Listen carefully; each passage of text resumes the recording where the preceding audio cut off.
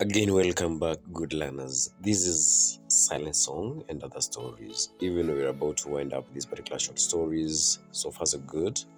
We've done almost above 10 good short stories. Make good use of this particular work, you never know. And if in case you're coming across, you bumped across this channel accidentally, a good friend of yours did refer you to this channel. How about a thumbs up, a subscription, and of course, sharing with good friends. Don't forget to leave a nice soothing comment down there in the comment section, and of course leave that notification bell on so that you'll be the first one to be notified in our future uploads. Stay tuned, buckle up, get ready even as we're going to take you through this particular bumpy ride. God sees the truth but waits. This is analysis by Leo Tolstoy. The analysis is not done by Leo Tolstoy, but the work is by Leo Tolstoy. Remember, good learners, in the previous package of events, or as far as the short stories was concerned, that was the memories we lost and other stories. Leo Tolstoy did also feature in one of very interesting short story there. That was how much land does a man need?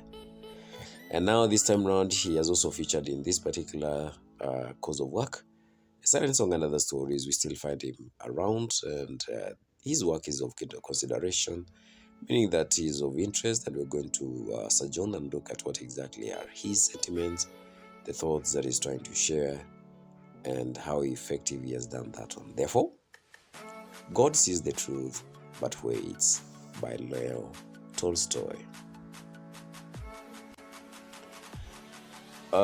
When Ivan Dmitrich Aksenov is falsely imprisoned for murder, he puts his trust in God to see him through his tribulations. Leo Tolstoy, in God Sees the Truth But Waits, preaches the virtue of forgiveness.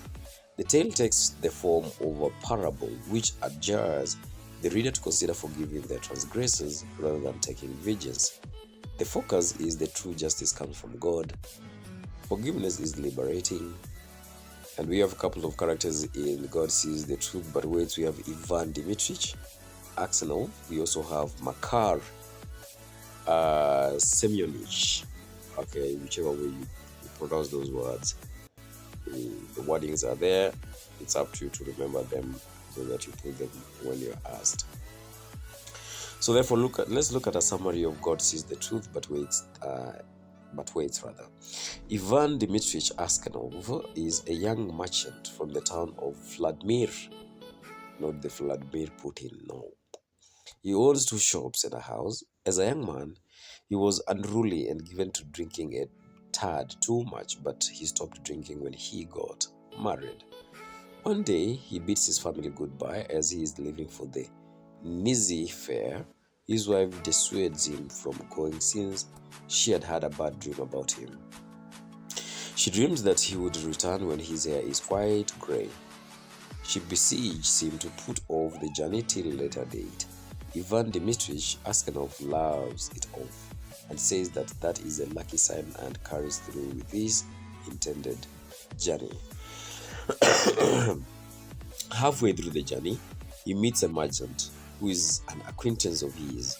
They spend the night at the same inn, have tea together, and sleep in adjoining rooms. The next morning, Ivan Dmitrich Aksenov awakens his driver, pays the owner of the inn, and they leave before dawn. After about 25 miles, Aksenov decides to rest while his horses are fed. He is then approached by an official accompanied by 2 soldiers. The official questions him, revealing that the merchant he spent the night together with at the inn had been murdered. Aksenov is the prime suspect since he was with the man and then left suspiciously early. Aksenov denies having taken part in any wrongdoing, but when his luggage is searched, the officer finds a blood-stained knife. The official insists that Aksenov murdered the merchant and continues to cross-examine him on how he did it and how much money he stole. Aksenov pleads innocence, claiming that he only had 800 rubles and 8,000 rather, and that the knife is not his.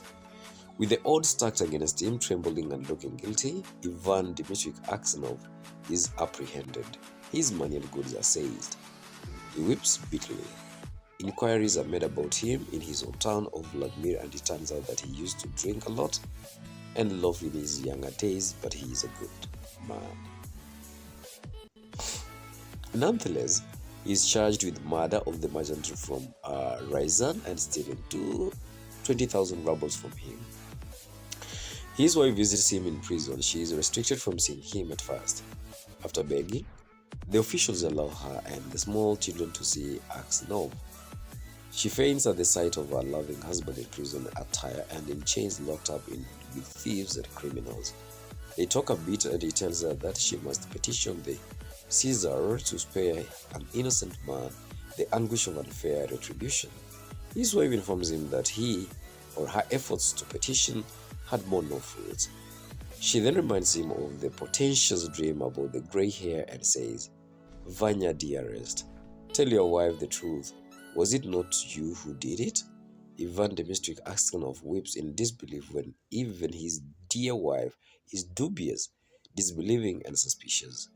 He realizes that only God knows the truth, and it is only to him that he should appeal. After that, Aksenov stops writing petitions and gives up all hope, praying only to God. He is condemned to flogging or flogging and sent to the mines. He is flogged with the knots and sent to Siberia. He lives in Siberia for 26 years as a prisoner. His hair and beard turn grey and he transforms into a frail old man who walks slowly, speaks little, and never laughs. He spends all his time praying, reading the lives of the saints, and singing in church. He earns the names grandfather and the saint, owing to his meek disposition. All the prisoners respect him. He also serves as a mediator between them and the prison officials, and whenever there is a fallout, the pious old man serves as an arbitrator. One day, a new inmate named Makar Semyonich from Vladimir narrates what he was convicted for. He was accused of stealing a horse. He asserts that he only borrowed it, but still ends up being behind bars. He confesses that long ago he committed a more severe offense and should have been convicted by right then, but he got away with it somehow. When Makar Semyonich learns about how Ivan Dmitri Aksenov ended up in prison, he is utterly surprised. He even quips, "How old you've grown, granddad." Ivan Dmitri Aksenov begins to suspect that Makar Semyonich is the one who committed the murder that he had been accused of. This makes him deeply afflicted that he contemplates taking his own life. He remembers his earlier life as a free man with fond nostalgia. He feels deeply downcast when he recalls the happier times with his loving wife, seeing his little children and how young, happy, and free from care he was. He also remembers the day that he was apprehended, the flogging, the executioner's chains, convicts, and the 26 years in underserved confinement and hard labor. He feels deep anger and hatred for Makar Semyonich and longs for revenge. He prays all night but finds no peace. His preceding days and nights are riddled with mystery. One night, he stumbles upon Makar Semyonich attempting to dig a hole under the wall to escape. Makar Semyonich threatens to kill him should he tell on him. To which Ivan replies that, "You killed me long ago. As to telling of you, I may do so or not, as God shall direct." When the convoy soldiers discover the tunnel and question Ivan Dmitri Aksenov, he responds that it is not God's desire that he should tell. He reasons that he will gain nothing taking revenge on Makar Semyonich, even if he made him pay for his transgression. He has no faith in the human justice system. That night, Makar Semyonich comes to Ivan Dmitri Aksenov's bed and confesses his crime and begs earnestly for forgiveness. Makar Semyonich sobs as he desperately pleads with the old man to pardon him. Ivan Dmitri Aksenov also begins to weep. Surprisingly, he says simply, "God will forgive you. Maybe I'm 100 times worse than you." At this point, his heart grows light and he no longer desires to leave the Siberian prison and go home. He only desires to die and be with God. Makar Semyonich confesses to the authorities, but by the time the order for Ivan Dmitry Askin was released, he's already dead. Good learners, again, that also is a very abrupt summary out there. Hope you find it interesting and also informing. Again, at the rate at which I was going wouldn't be really inappropriate speed. Pause along the lines, those particular slides. Take some key important aspects of the whole summary. There's here and there that maybe you do want maybe to connect the dots and read it again. If possible, maybe you might as well want to go through this particular work maybe a number of good times, that until you convince yourself that you've mastered some maybe sentiments and thoughts and ideas as they are conveyed by Leo Tolstoy. I would want to wish you with that cliche. Don't forget to subscribe. Don't forget to share it with good friends, especially those ones that know this content will be of value. Leave me a comment section. Leave me a comment on the comment section down there. It motivates, motivates me to keep on doing what I'm doing.